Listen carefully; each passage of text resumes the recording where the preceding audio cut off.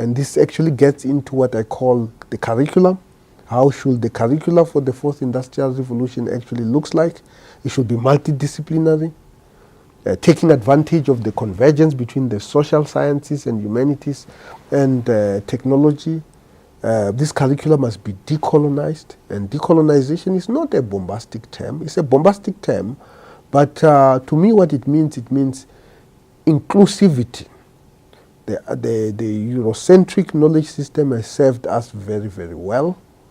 It is not adequate. We need to augment it with other knowledge domains, the Chinese knowledge domain, the Latin American knowledge domain. The African experience must be strongly infused into our curricula so that when these students go out there, they are able to create technological products that actually respond to the needs of our society and our countries and of our culture and of our worldview. So that is on the curricular side, and the teaching is going to change in the fourth industrial revolution. The labs are going to become much more virtual. The libraries are going to become much more virtual.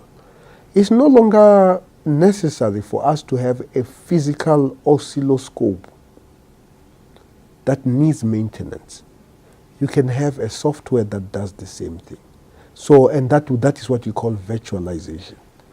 Of course, you will still need to have things that are physical, but quite a great deal of our infrastructure and assets are going to become much more virtual. Online learning is already happening on our campuses. Many of our students, when they come to class or after they leave our class, if they don't understand the concept, they will go online and they will find material. And the material will be explaining some of the concepts that were described in their classes. Now, I think it is time for us to be able to integrate that online experience into our teaching and learning so that the students cannot go and read or go and listen to a video from a person whom we know that person is not good at explaining that concept. So we need to go there, we need to mine material that is appropriate, that is closer to our worldview in terms of language, for example, in terms of style, in terms of the examples that are being used, how far are they from the examples that our students are familiar with, you know. So quite key. So we call that online learning, blended learning,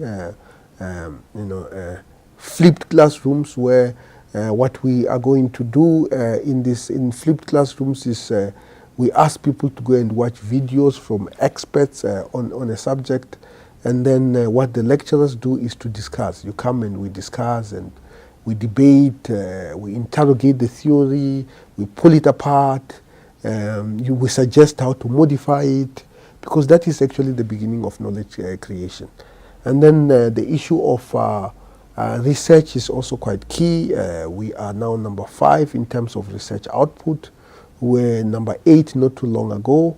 That trajectory must continue, but our research must be relevant. It must also talk to our experience. It should also address some of the needs of our society.